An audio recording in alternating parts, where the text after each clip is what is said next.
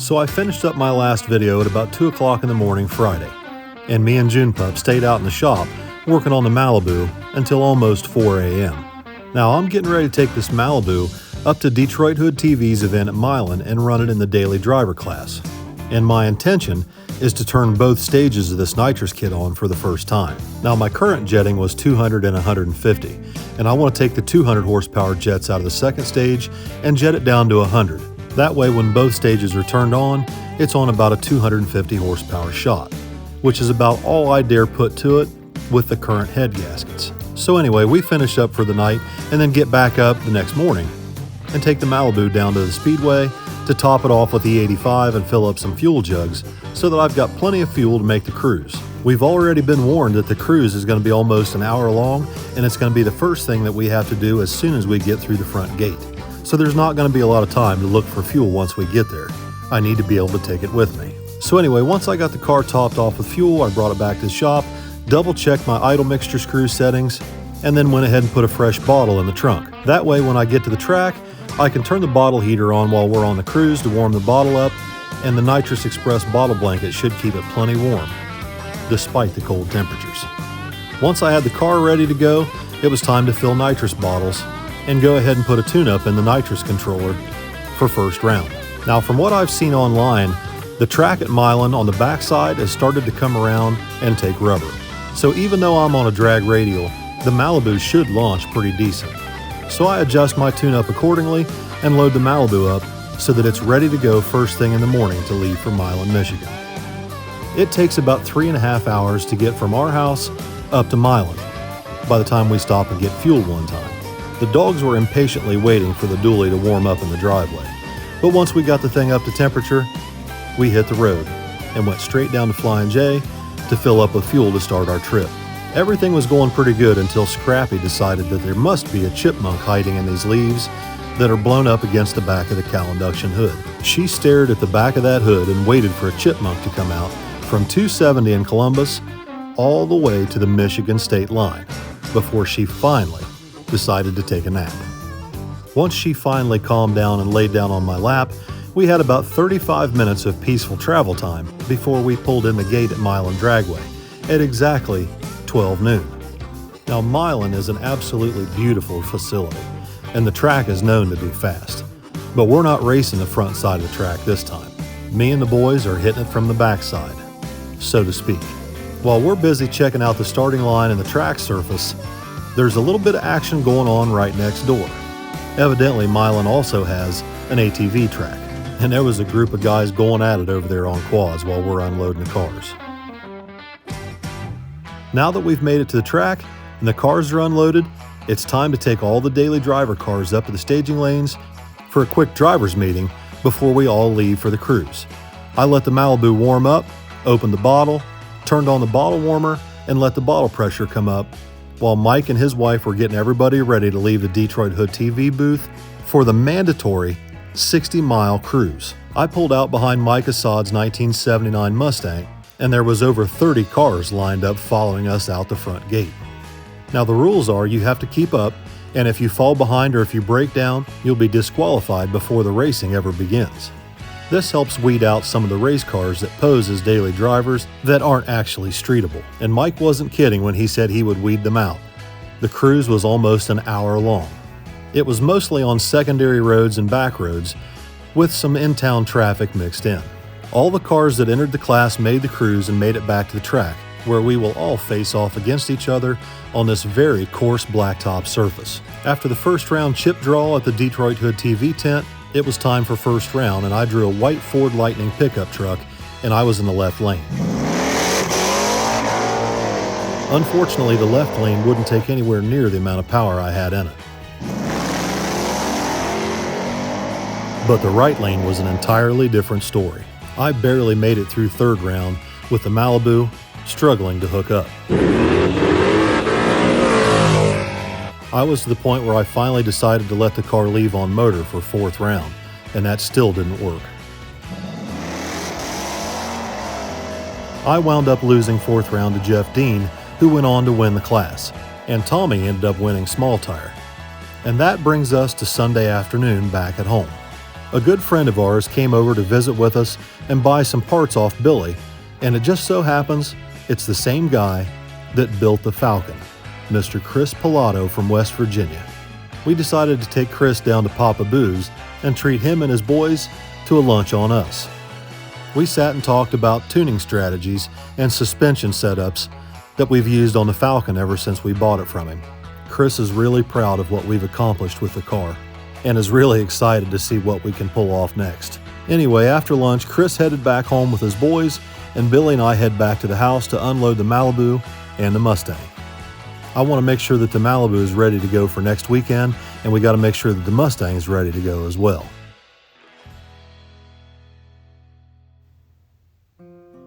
Once we got the cars unloaded, I helped the boys do some videography work to do a promotional video for some merchandise that's coming out on streetracingchannel.com for Billy's Mustang. I took some drone shots while Tommy worked with the camera, and then afterwards we stopped to do a photo shoot with the car next to this old red barn that's almost the same color as the Mustang. Once we got all that done, we all met back at the shop and the boys sat down to film an outro for their next video. And that's when I found out I think I've got a head gasket leaking on the Malibu. All right, guys, welcome back. So it is currently Monday morning, about 3 o'clock in the morning. I'm out here in the shop and kind of going over everything on the Malibu. And I think we got a serious problem. I actually went ahead and hooked up the torque converter lockup tonight and just hooked it up to the button on the shifter so that I could manually lock the converter. And it works. But I went out to make a test hit, and as soon as the nitrous come on, the engine starts dropping cylinders. And so I thought, wow, that's funny.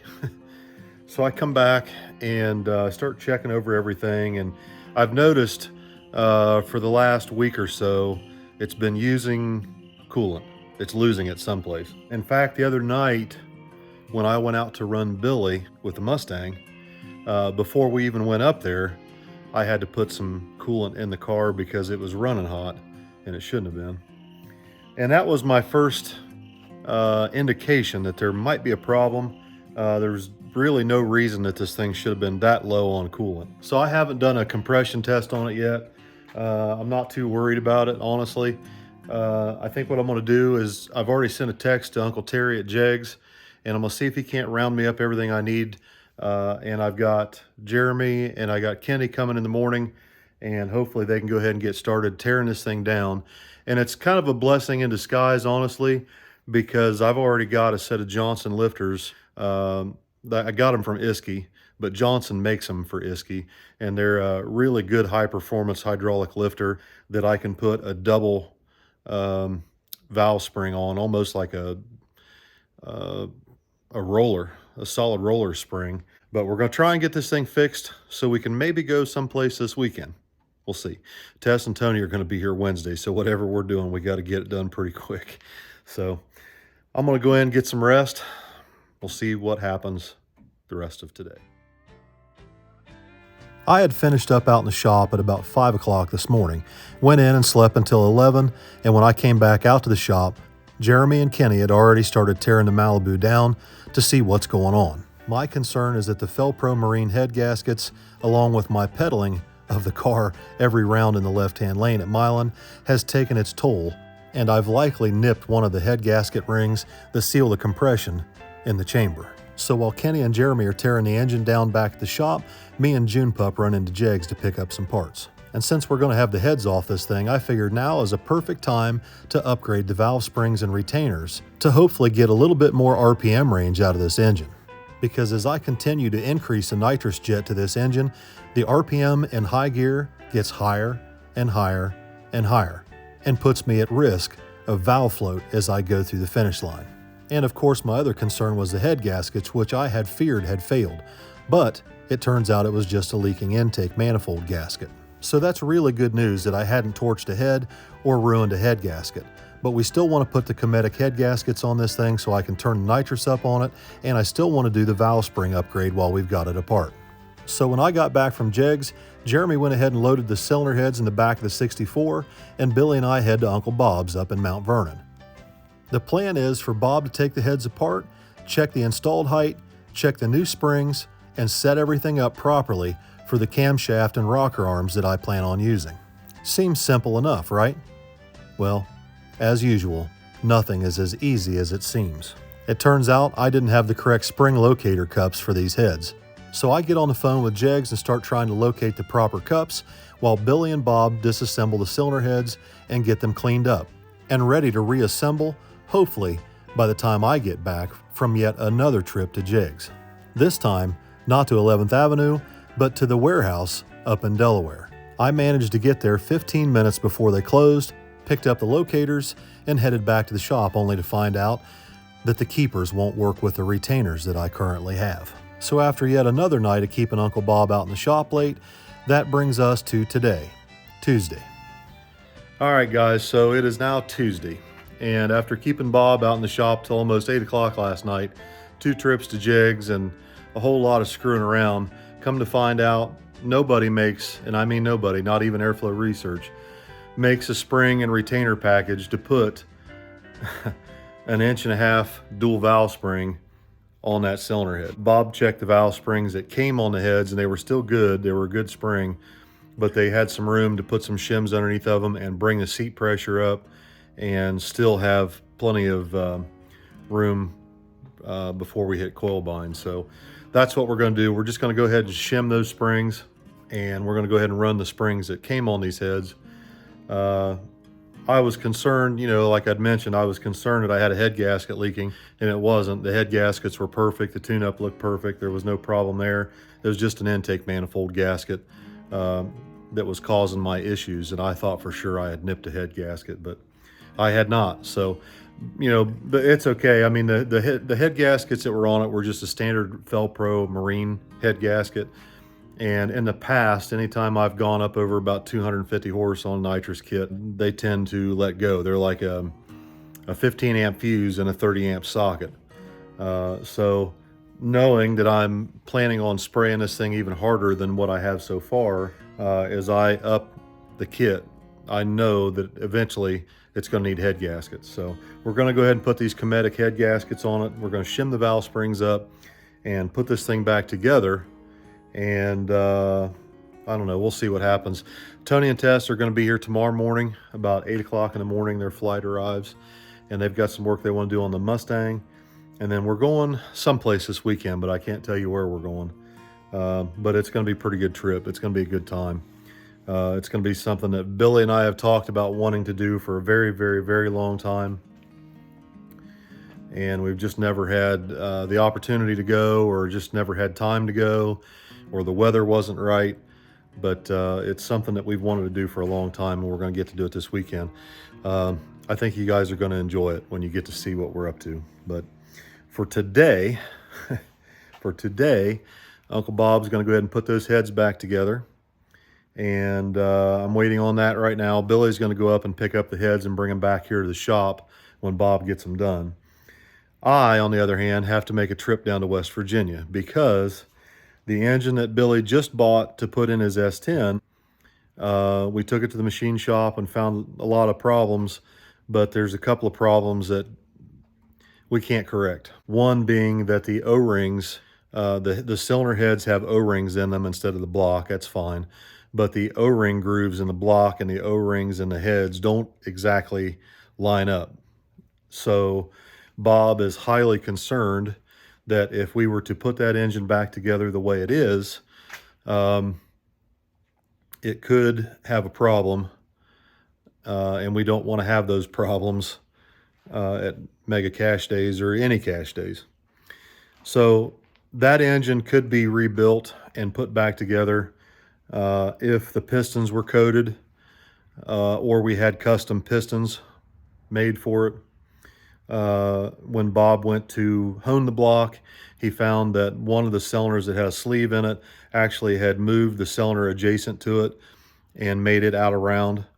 And it's just, it would be fine like for a street motor if I was just going to put something in this.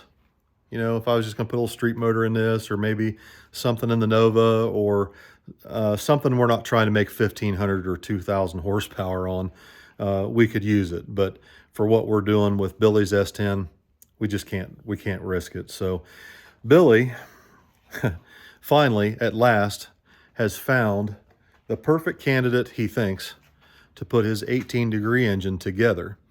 And the block is in West Virginia. This will be the third aluminum block Billy's bought. The first one, the machine shop Billy was messing with ordered the wrong block. And it's probably a good thing we found it before they got their hands on it. But they ordered the wrong block, so the first block he bought couldn't be used. The second aluminum block he bought can't get sleeves for it to make it work. And then it's a raised cam location. It's got all kinds of things going on. Can't use that block. So this third block is actually a Rodec block. And it belongs to a good friend of ours. I wish he would have sold it to us a few weeks ago, but it's all right, whatever. So we've got this aluminum block found down in West Virginia, and I got to go pick this thing up. And while I'm picking it up, Billy and Jeremy and Big Rob are going to go ahead and put the Malibu back together, hopefully tonight while I'm gone. Well, how's Uncle Bob? Stressed out. He's swimming in our broken shit. Yeah. I mean, that guy is just so damn busy, and he's trying to fix up all our shit and help us out at the same time, and I feel bad for him, honestly. We got to do something special for Uncle Bob. Yeah, something. What's your story? You look a little rough. Yeah, your crappy truck's fixed. My crappy truck's fixed. Yeah, you got taillights now. Oh, good. That always helps when I'm pulling a 50-foot trailer home. Yeah, well, it wasn't your pigtail in the back at all. What was it? It was a wire coming off the headlight switch. Burnt in half. Perfect. Tommy's headlight switch went bad last night, too. Yeah. His truck.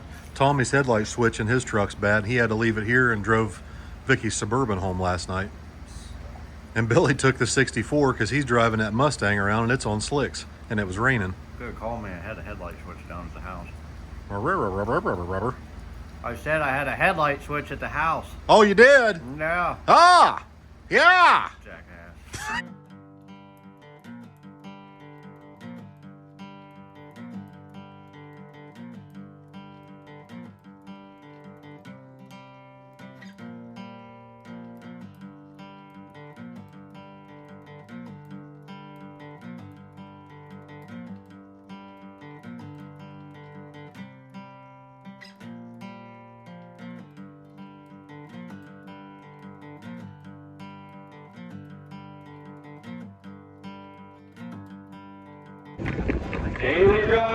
We're freezing.